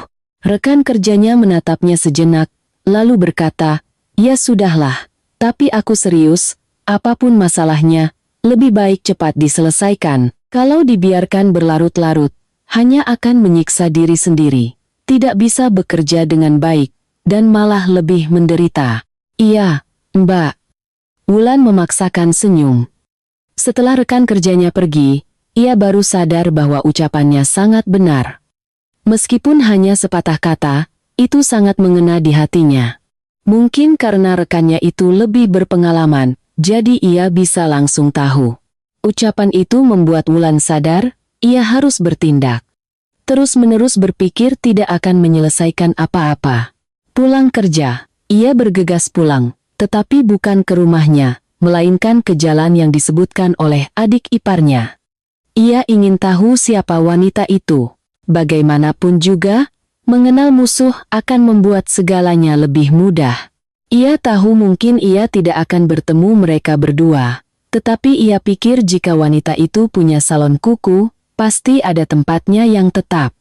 Jika tidak bertemu orangnya, setidaknya ia bisa menemukan tempatnya. Cepat atau lambat, ia pasti akan bertemu. Wulan sedikit khawatir karena jalan itu cukup panjang. Jika ia harus mencari dengan informasi yang sangat sedikit, mungkin akan butuh waktu sangat lama. Tetapi keberuntungan berpihak padanya. Baru saja ia berkeliling sebentar, ia melihat motor suaminya terparkir di depan sebuah salon kuku yang cukup cantik bernama Santi Salon. Dengan insting dan logikanya, Wulan 90% yakin wanita itu bekerja di salon ini. Wulan tidak berani masuk. Ia berdiri di luar, mengintip. Ia melihat suaminya sedang di sana, menyapu dan merapikan barang-barang. Terlihat sangat rajin, sangat berbeda dengan penampilannya yang malas di rumah. Wulan tersenyum pahit. Bima lebih memilih menjadi pesuruh di sebuah salon kuku, mengabaikan istri dan anaknya di rumah. Ia melihat wanita yang sedang melayani pelanggan di sana. Wulan harus mengakui, wanita itu cantik dan tubuhnya lebih bagus darinya, seorang ibu satu anak. Melihat mereka berdua di dalam salon, siapapun pasti akan mengira mereka suami istri atau sepasang kekasih. Mungkin ada yang akan iri melihat pemilik salon itu punya suami yang rajin, sepulang kerja langsung datang membantu. Wulan pulang dengan pikiran melayang. Ibu mertuanya melihatnya pulang larut malam, dan langsung menyerbunya dengan omelan. "Kamu dari mana saja baru pulang jam segini? Sudah malam begini, makanan belum ada. Apa kamu mau membuat kami kelaparan?" Wulan tidak terlalu peduli. Ia dengan santai membawa barang-barangnya masuk ke dalam. "Hari ini pekerjaanku agak banyak. Biar aku masak nasi, lauknya kita beli saja." "Pekerjaan apa?" Selalu saja alasan pekerjaan. Pasti hanya alasan untuk menghindari pekerjaan rumah. "Kalau begitu, berhenti saja bekerja dan urus suami dan anakmu." Wulan tidak mau berdebat lagi. Ia langsung naik ke atas, membiarkan ibu mertuanya terus mengomel di halaman. Malam itu, Bima pulang tepat waktu seperti biasanya, tetapi ia sama sekali tidak menyadari sikap aneh istrinya. Mungkin di matanya, Wulan sudah tidak ada lagi, jadi bagaimanapun sikapnya, ia tidak akan peduli. Wulan melihat suaminya makan, lalu naik ke kamar untuk bermain game seolah tidak terjadi apa-apa. Tiba-tiba, perasaan dikhianati kembali muncul di dalam hatinya, memperkuat tekadnya untuk membalas. Wulan memutuskan untuk menyewa seorang detektif swasta untuk mencari tahu lebih banyak tentang Santi, pemilik salon kuku, dan selingkuhan suaminya. Santi adalah seorang wanita yang pernah menikah, tetapi masih sangat muda, usianya 7 tahun lebih muda dari Bima dan belum punya anak. Ia cantik, terampil, dan karena bekerja di bidang jasa, ia sangat pandai memanjakan Bima. Ia tahu Bima sudah beristri, tetapi ia tetap sengaja menggodanya dan membuatnya tergila-gila, dengan tujuan menyingkirkan Wulan dari rumah. Satu hal yang selalu ia sembunyikan dari Bima adalah ia masih sering berhubungan dengan mantan suaminya, meskipun mantan suaminya itu sudah menikah lagi. Terkadang mereka berdua masih sering bertemu di hotel, lalu kembali ke kehidupan masing-masing seolah tidak terjadi apa-apa. Pria itu terlihat seperti preman, penuh tato dan tampak sangar. Entah ia tahu tentang hubungan Santi dengan Bima atau tidak, tapi Wulan yakin, jika Bima tahu tentang pertemuan-pertemuan selingkuhannya dengan mantan suaminya, ia pasti tidak akan bisa menerimanya. Setelah mendapatkan informasi tentang saingannya, Wulan mulai merencanakan aksinya. Malam itu, setelah selesai dengan pekerjaan rumah, ia berbisik pada Bima, "Mas, akhir-akhir ini teman-temanku di rumah sakit bilang kukuku jelek sekali. Bagaimana kalau aku ke salon?" "Terserah kamu," jawab Bima sekenanya, matanya masih terpaku pada layar game. "Ada yang merekomendasikan salon kuku yang bagus. Besok kan akhir pekan. Mas antar aku ya, kamu pergi sendiri saja." "Aku mau kemana di tempat seperti itu? Lagi pula, besok aku ada urusan." "Kamu pergi sendiri saja ya. Jadi Mas benar-benar tidak mau antar?" "Iya, kamu pergi saja." Wulan mendengar itu dan dalam hatinya merasa sinis. Urusan apa lagi kalau bukan bertemu dengan selingkuhannya? Baiklah, kalau begitu, ia akan membuat mereka berdua merasa tidak nyaman. Keesokan harinya, setelah suaminya pergi, Wulan menitipkan mentari pada ibunya lalu pergi ke salon kuku itu. Benar saja, motor Bima sudah terparkir rapi di sana, mungkin karena masih pagi, salonnya agak sepi. Ini justru akan lebih mudah baginya untuk beraksi. Ia memarkir motornya di halaman, tepat di samping motor suaminya, lalu berjalan masuk seolah tidak melihat apa-apa. Terdengar suara seorang wanita dengan cepat menyapa. "Selamat datang, Kak. Hari ini mau perawatan apa?" Bima saat itu sepertinya baru saja datang, masih sibuk mengambil sapu dan lap. Wulan dengan tenang menjawab, "Oh, aku mau ganti model kuku, yang lama sudah jelek sekali." Mendengar suara yang familiar, Bima mengangkat kepala dan menatap. Ia seolah kehilangan kata-kata saat melihat istrinya sedang berdiri di sana. Pemilik salon sepertinya tidak mengenali Wulan. Ia tetap ramah dan berkata, "Silakan duduk di sini, Kak. Biar saya bantu carikan model-model kuku terbaru untuk Kakak lihat." "Iya," jawab Wulan, pura-pura tidak melihat suaminya yang sedang berdiri di sana. Ia dengan santai duduk. Santi mengambil beberapa contoh model dan menunjukkannya pada Wulan. Ia masih belum menyadari keanehan suaminya yang tiba-tiba diam. Ia dengan antusias memberikan saran. "Ini modelnya bagus, Kak. Banyak yang suka model ini. Yang ini juga." Wulan pura-pura memperhatikan dengan saksama, tetapi matanya tidak lupa melirik ke arah suaminya untuk melihat reaksinya. Bima seperti seorang pencuri yang tertangkap basah, berdiri gemetar di sudut ruangan, tidak berani berkata apa-apa. Wulan menatap suaminya dengan sinis. Di rumah dilayani oleh istri seperti seorang raja, tapi di sini ia rela menjadi pesuruh untuk seorang pemilik salon kuku. Rasanya sangat menggelikan. Ia berkata, "Apa ada model kuku yang kalau dilihat suami, dia tidak akan berani selingkuh? Aku mau model kuku yang kalau aku cakar sekali, suami dan selingkuhannya langsung kapok." Santi sedikit terkejut mendengar pertanyaan Wulan. Meskipun belum mengerti apa-apa, ia tetap tersenyum canggung. "Model seperti itu sepertinya agak sulit dibuat, Kak." Wulan tersenyum sinis, lalu mengambil tasnya dan berdiri. "Iya, kamu tidak akan bisa membuatnya. Aku rasa seumur hidupmu pun kamu tidak akan pernah bisa." "Loh, Kak?" Wulan tidak memberi kesempatan Santi untuk bicara lebih lanjut. Ia langsung berjalan keluar, menyalakan motornya, dan pulang. Sampai di rumah, ibu mertua dan Rini sedang duduk santai makan bebek panggang. Dimas dan Mia sedang bermain sendiri di bawah. Melihat Wulan pulang, Bu Hartini yang sedang menggerogoti paha bebek langsung panik seolah tertangkap basah, lalu berkata dengan suara keras untuk menutupi kegugupannya, "Kamu dari mana saja baru pulang jam segini? Tadi pagi aku sudah izinkan kamu pergi?" Rini yang duduk di sampingnya mulai menyindir.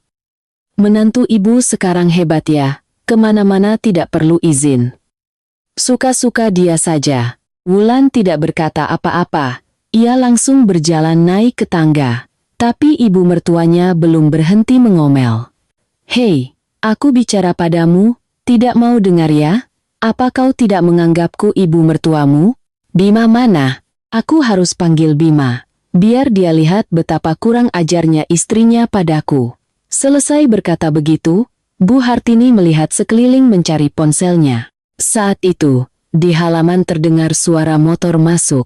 Ternyata itu motor Bima. Bu Hartini melihat itu dan langsung berlari keluar untuk mengadu. "Bima, kamu sudah pulang. Cepat lihat istrimu ini. Kurang ajar sekali padaku." Bima mematikan mesin motornya dan masuk ke dalam. Berbeda dengan ibunya yang berapi-api, ia berjalan lesu, dengan penampilan seorang pesakitan yang sedang bersiap untuk memohon pengampunan. Wulan melihat penampilan menyedihkan suaminya sekilas, lalu tidak berkata apa-apa lagi dan langsung naik ke kamarnya, mengunci pintu. Di bawah, masih terdengar sayup-sayup umpatan ibu mertuanya. Bima menyusul ke atas dan menggedor pintu dengan keras. "Wulan, buka pintunya. Tidak seperti yang kamu pikirkan. Buka pintunya." Wulan tidak menjawab. Ia dengan tenang mengambil ponselnya dan mengirim pesan pada Bima, "Aku butuh waktu untuk berpikir. Nanti kalau sudah tenang, kita bicara." Menerima pesan itu, Bima berhenti menggedor pintu. Ia berjalan lesu turun ke bawah. Wulan tidak pernah berpikir, bahkan tidak pernah berani membayangkan, suatu hari ia harus menghadapi suaminya bersama selingkuhannya. Dan selingkuhannya itu, ternyata juga bukan wanita baik-baik. Merebut suami orang yang sudah beristri, lalu berselingkuh dengan mantan suaminya yang juga sudah menikah lagi. Sungguh dunia yang gila. Wulan berbaring di tempat tidur, pikirannya kosong. Ia sudah berpikir sangat banyak, apakah harus memberi suaminya kesempatan untuk memperbaiki diri, apakah harus mempertahankan seorang ayah untuk anaknya. Akhirnya, ia sadar, ia masih mencintai suaminya. Ia masih bisa membangun kembali keluarga yang bahagia jika mau memaafkan. Karena itu, hari ini ia hanya memberinya peringatan halus, menunjukkan bahwa ia sudah tahu semuanya, tanpa membuat keributan. Ia tahu nilainya di mana. Bagaimanapun juga, membuat keributan tidak akan menyelesaikan apa-apa. Tujuannya adalah membuat suaminya takut, dan mencari jalan untuk kembali, bukan menghancurkan segalanya, dan menutup jalan untuk memperbaiki hubungan mereka. Setelah berbaring sejenak, Wulan mengemasi beberapa pakaiannya dan putrinya ke dalam tas, lalu turun ke bawah. Bima masih duduk termenung di bawah. Ibu mertua dan Rini duduk di sampingnya, terus-menerus meracuni pikirannya. Kenapa kamu harus takut padanya? Laki-laki punya banyak istri itu biasa. Kamu kan belum menikah lagi, baru dekat sedikit saja. Dia pulang tidak menyapa ibu mertua, benar-benar kurang ajar. Benar, Mas. Mas itu tampan, pegawai negeri, banyak yang mengantri. Kenapa harus takut pada istri tua seperti itu? Suami baru selingkuh sedikit saja, bukannya mencari cara untuk menarik suaminya kembali, malah merajuk seperti seorang ratu. Bima yang mendengarnya pusing. Pikirannya sudah kacau, ditambah lagi ibu dan adiknya terus mengoceh di sampingnya, membuatnya ingin meledak. Wulan turun dari kamarnya dan melihat semua pemandangan itu. Ia tidak peduli. Ia berjalan turun dan berkata, "Aku mau ke rumah ibuku beberapa hari. Mentari ikut denganku. Aku pamit, Bu." Selesai berkata begitu, ia langsung berjalan keluar pintu. Melihat itu, Bima baru benar-benar panik. Ia segera berlari keluar dan menahan tangan istrinya. "Wulan, kamu mau kemana? Rumahmu kan di sini? Mas nanti jemput Mentari saja ya." "Tidak perlu. Aku kesana biar kepalaku tenang. Di sini aku bisa gila. Mau pergi, biarkan saja dia pergi. Kenapa harus ditahan?" teriak ibu mertuanya dari dalam, tak lupa melipat tangan dan meliriknya dengan sinis. Tapi Rini tiba-tiba sadar akan sesuatu dan berbisik pada ibunya, "Bu, kalau dia pergi, siapa yang memasak?" "Oh iya. Ya sudah. Kamu yang masak untuk ibu. Ibu kan tahu, aku tidak bisa masak. Aku hanya bisa makan." Bu Hartini cemberut mendengar ucapan putrinya, tetapi ia tidak mau kehilangan muka di depan menantunya. Ia tetap berkata dengan ketus, "Biarkan saja dia pergi. Kita lihat berapa lama dia tahan. Kalau orang tuanya tidak mengajarinya untuk kembali, ya biarkan saja dia di sana, biar mereka ajari lagi." Wulan tersenyum sinis, tidak mau melanjutkan perdebatan. Ia menoleh pada Bima, "Mas pikirkan baik-baik, apakah mau melanjutkan pernikahan ini atau mengakhirinya dan secara resmi bersama wanita itu? Aku tidak memaksa. Kalau sudah punya keputusan, telepon aku." Wulan mengeluarkan dari tasnya setumpuk foto selingkuhan Bima yang sedang berada di hotel bersama mantan suaminya, bahkan ada yang sedang berpelukan mesra.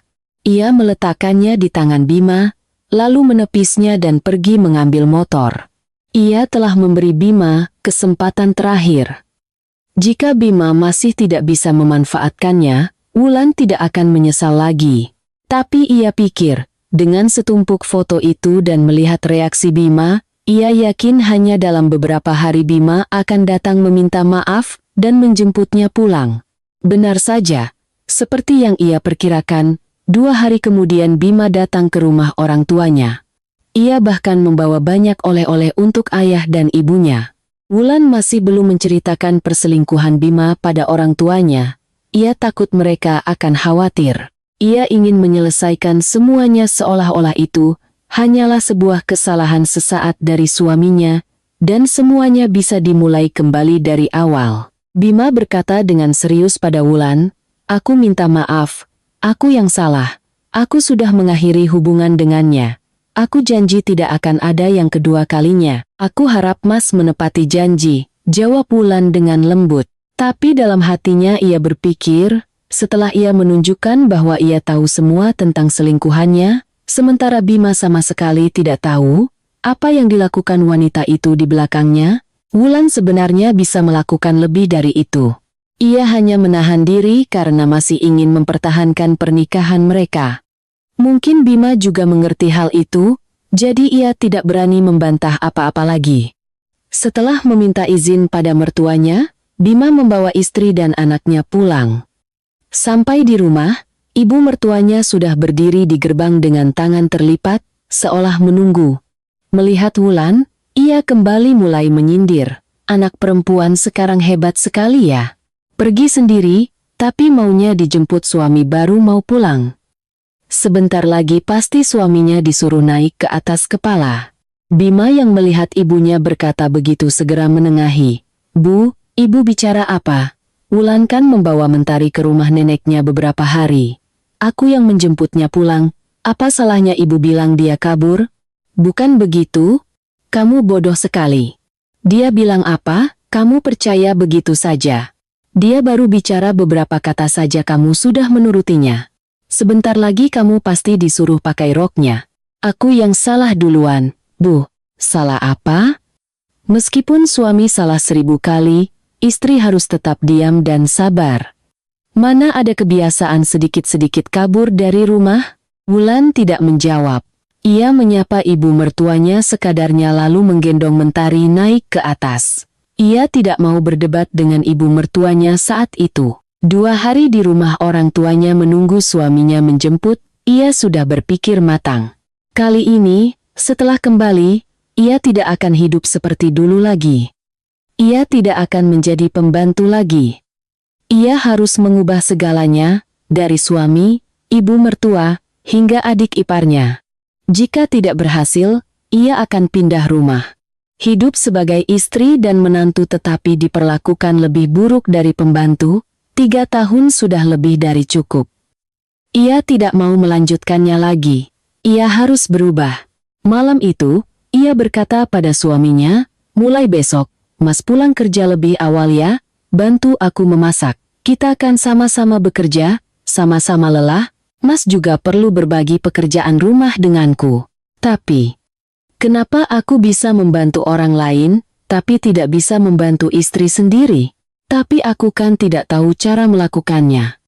Dari kecil sampai besar aku tidak pernah disuruh kerja.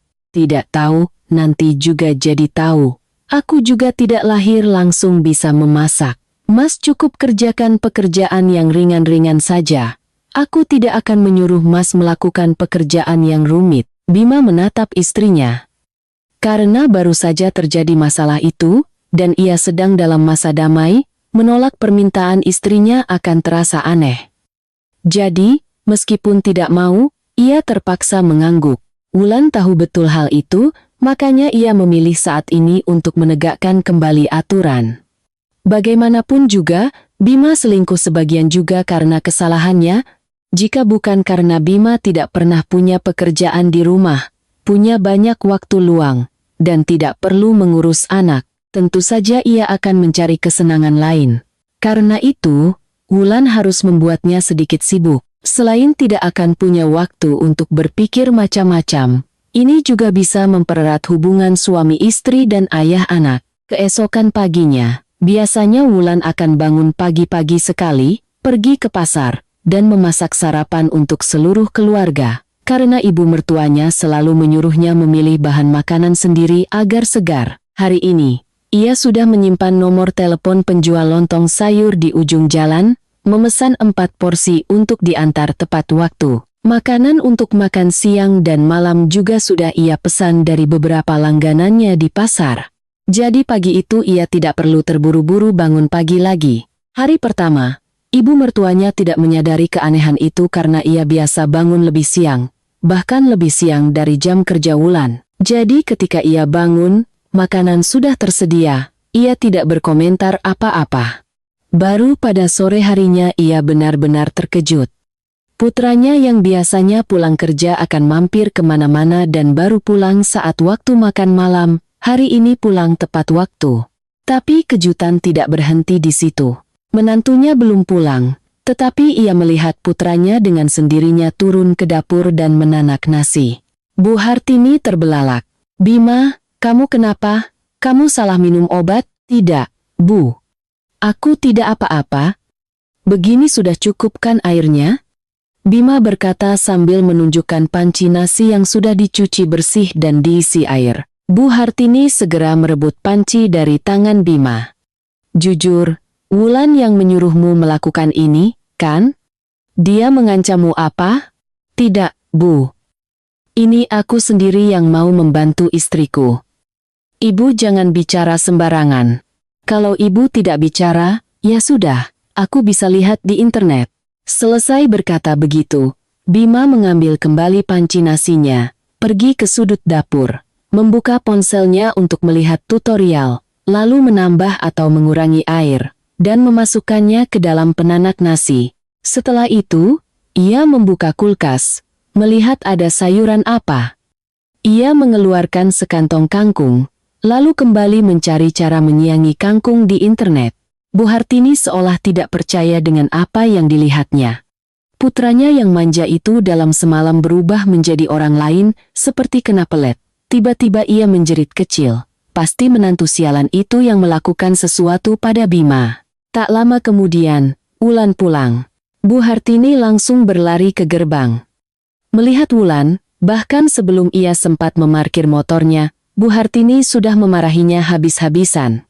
"Perempuan licik, apa yang kau lakukan pada anakku? Kau beri dia pelet apa sampai dia jadi seperti itu?" Wulan yang belum mengerti apa-apa tampak bingung. "Ada apa, Bu?" "Saya tidak melakukan apa-apa. Masuk dan lihat sendiri apa yang kau lakukan pada anakku." "Ya Tuhan, sial sekali nasibku ini." Wulan bergegas masuk untuk melihat. Ia melihat Bima sedang duduk menyiangi kangkung sambil menonton tutorial di ponselnya. Telinganya memakai earphone, tampak lebih fokus daripada saat bermain game. Wulan sedikit terkejut, tetapi ia merasa senang karena suaminya mau berubah. Ia menoleh pada ibu mertuanya. "Tidak ada apa-apa, Bu. Bima baik-baik saja." "Itu tidak apa-apa. Aku membesarkannya dari kecil sampai besar, tidak pernah menyuruhnya melakukan pekerjaan apapun. Kau beri dia guna-guna apa sampai dia jadi seperti itu?" "Guna-guna apa, Bu? Dulu dia anak kesayangan ibu, ibu boleh memanjakannya. Tapi sekarang dia sudah menjadi suami dan ayah, dia harus tahu bagaimana caranya bekerja agar bisa mengajari anaknya. Tidak bisa selamanya hidup seperti anak mami." "Berani kau membantah? Kau pikir perbuatanmu itu benar? Saya rasa saya tidak salah apa-apa. Lagi pula, dia melakukannya dengan sukarela. Saya tidak bisa memaksanya." Tepat saat itu, Pak Darto pulang menjemput Mentari. Begitu sampai di gerbang, ia sudah mendengar suara keributan. Kenapa rumah ini selalu saja ribut? Ibu mertuanya yang melihat suaminya pulang seolah menemukan sekutu. Ia segera berlari menghampiri dan menarik tangannya untuk mengadu. "Pak, lihat menantumu ini menyiksa anak kita. Anak kita dari kecil sampai besar tidak pernah kerja apa-apa, sekarang istrinya menyuruhnya menanak nasi dan menyiangi sayur." Pak Darto seolah tidak percaya. Ia bergegas masuk ke dapur untuk melihat. Benar saja, putranya yang manja itu sedang memakai earphone sambil menyiangi kangkung. Pemandangan aneh itu membuatnya tidak bisa menahan tawa. "Oh, bagus sekali. Akhirnya, ada juga yang bisa mendisiplinkan anakku." Bu Hartini yang mendengar suaminya berkata begitu tertegun dan mengerutkan kening. "Bapak bicara apa? Bapak terkejut sampai salah bicara ya?" "Benar, aku terkejut sekali." Ia menoleh pada Wulan. "Kamu yang menyuruhnya." Wulan yang masih sedikit bingung dengan reaksi ayah mertuanya hanya bisa mengangguk.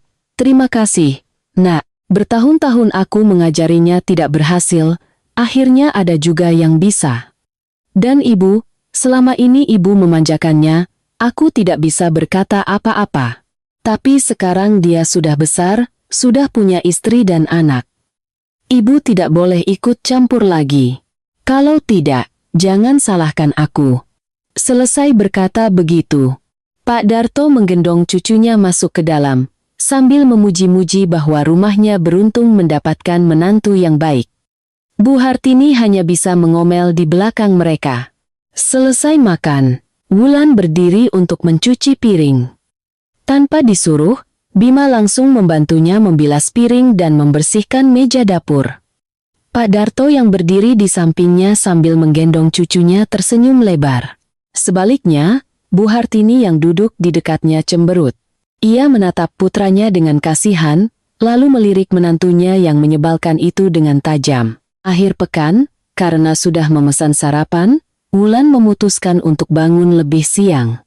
Ibu mertuanya, yang biasanya bangun pada jam yang sama, hari itu tiba-tiba tidak bisa tidur dan bangun lebih pagi. Rumah masih sepi. Ia mengira Wulan sudah pergi ke pasar membeli sarapan, jadi ia duduk menunggu di depan pintu.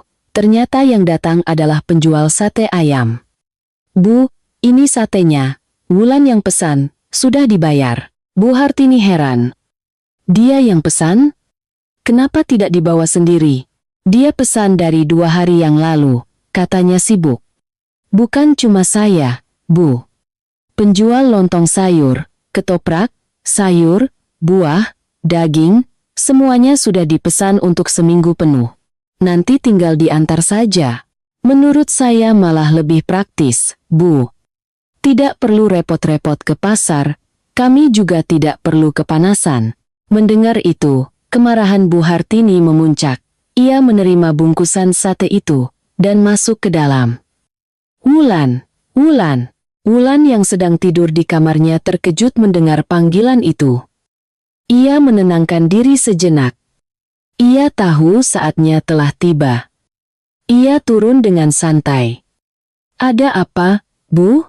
Dari mana kau belajar kebiasaan memesan makanan dari pasar seperti ini? Sejak kau jadi menantu, sudah kubilang harus ke pasar sendiri biar dapat yang segar. Apa masak sate itu lama sampai harus pesan? Bu, saya sudah lelah bekerja, pulang ke rumah masih harus kerja sampai malam. Saya hanya ingin istirahat lebih lama sedikit. Istirahat apa? Dulu aku jadi menantu juga harus bangun pagi, kerja di sawah. Jauh lebih berat darimu yang hanya duduk di ruangan ber-AC. Ayah mertuanya yang baru pulang dari olahraga pagi mendengar keributan dan bertanya. Setelah dijelaskan, ia melihat bungkusan sate di meja dan mengerti. Anak itu lelah, ingin istirahat, jadi cari cara yang lebih mudah. Dia kan tidak membiarkan keluarga kelaparan. Ibu jangan terlalu kaku. Zaman sekarang sudah beda. Bapak membelanya lagi? Bapak dan Bima pasti kena peletnya. Ayah dan ibu mertuanya kembali bertengkar. Wulan tidak mau mendengar, ia kembali ke kamarnya. Siang hari, Rini datang membawa anak-anaknya, kembali menuntut dibuatkan makanan enak. Wulan menolak, makanan di kulkas masih banyak. Kalau mau, beli sendiri dan masak sendiri. Aku lelah. Aku kan hanya ingin ganti menu untuk semua. Kalau begitu, tunjukkan niat baikmu. Beli bahannya dan masak sendiri. Tapi aku tidak bisa masak. Kalau begitu, makan apa yang ada. Hari itu Wulan piket. Ia terus berpikir bagaimana caranya menghentikan kebiasaan adik iparnya yang selalu datang numpang makan dan menitipkan anak. Ia mencari cara di internet, tetapi tidak ada yang cocok. Ia sadar semua butuh proses. Keesokan harinya, Wulan pulang piket. Rini sedang tidur, mungkin baru pulang larut malam. Anak-anaknya dijaga oleh ibu mertuanya. Wulan mengambil beberapa pakaian, lalu berdiri di halaman dan berkata dengan suara keras, "Bapak dan Ibu diundang makan di rumah ibuku. Mentari juga sudah di sana. Aku pamit sekarang. Makan siang dan malam, Ibu urus sendiri ya." Selesai berkata begitu, ia langsung pergi. Wulan tahu jika ia diam lebih lama, ibu mertuanya pasti akan keluar dan mencegahnya. Wulan sangat senang dengan akalnya. Tapi ia tahu, ini baru permulaan. Bertahun-tahun ia bekerja tanpa pamrih dan melayani adik iparnya, Sekarang ia tidak akan menjadi Wulan yang dulu lagi. Rini yang berkali-kali ditolak menjadi kesal dan mengadu pada ibunya. Tapi ibunya malah menceritakan perubahan sikap Wulan belakangan ini. Rini yang licik tidak mau menyerah. Ia berkata pada ibunya, "Nanti akhir bulan kalau Mas Bima gajian, kita makan enak di luar saja Bu. Tidak perlu Mbak Wulan. Tapi uang itu kan untuk tabungan Bima. Dia kan gajinya banyak, kita ambil sedikit tidak akan ketahuan." "Ya sudah. Uang yang kamu pinjam dari ibu untuk usaha itu juga dari tabungan Bima. Cepat kembalikan ya." "Iya, Bu." Anak ibu kan tidak akan lari, tetapi manusia berencana, Tuhan yang menentukan. Bulan itu, Bima tidak memberikan gajinya pada ibunya. Percakapan Rini dan ibunya didengar oleh Wulan. Ia pikir sudah saatnya menghentikan kebiasaan ini. "Mulai bulan ini, aku tidak akan memberikan gajiku pada ibu lagi. Kami akan membuat tabungan untuk Mentari." "Loh, bukankah lebih aman kalau ibu yang pegang?" "Aman, tapi kalau dibuatkan rekening atas nama Mentari kan lebih berarti." "Kami sudah sepakat. Sekarang kalian lebih percaya bank ya daripada orang tua sendiri?" "Bukan begitu Bu. Lagi pula, kami berencana membeli mobil. Uang yang kutitipkan pada ibu selama ini, tolong kembalikan ya." "Sepertinya sudah ada beberapa ratus juta." Bu Hartini terkejut. Uang itu sudah lama ia pinjamkan pada Rini, sekarang hanya tersisa beberapa puluh juta. "Baiklah, nanti ibu lihat lagi. Kapan kamu butuh?" "Sekitar 20 hari lagi, Bu."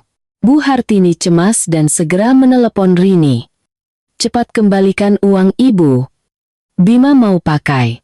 Tapi uangnya sudah aku investasikan, tidak bisa diambil sekarang." "Ibu tidak mau tahu. 20 hari lagi harus ada. Kenapa mendadak sekali? Bagaimana aku bisa cari? Ibu sudah meminjamkanmu, kenapa sekarang kamu tidak bertanggung jawab?"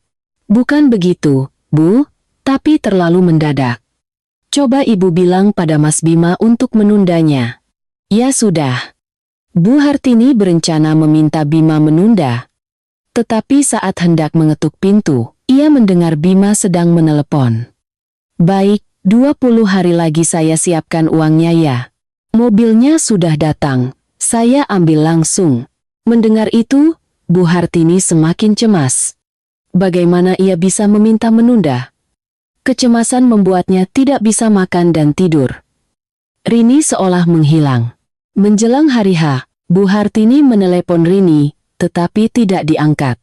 Setelah berkali-kali, Rini baru menjawab, "Cepat cari uangnya. Aku juga buntu, Bu. Jangan terus mendesakku. Coba pikir baik-baik. Kalau Bima tahu aku meminjamkanmu uangnya, kamu sendiri yang jelaskan padanya." "Baik, baik. Aku pikirkan." Rini menutup telepon dengan kesal. Uang itu sudah habis untuk foya-foya. Bagaimana bisa ia kembalikan? Ia mondar-mandir di kamar. Tiba-tiba ia teringat, beberapa hari yang lalu ia melihat Wulan membawa sebuah bungkusan hitam. Mungkin itu uang yang ditarik Wulan untuk membeli mobil. Rini memperkirakan jumlahnya hampir sama dengan yang ia pinjam. Ia pun merencanakan untuk mencurinya. Ia tahu tempat paling mungkin untuk menyimpan uang adalah brankas.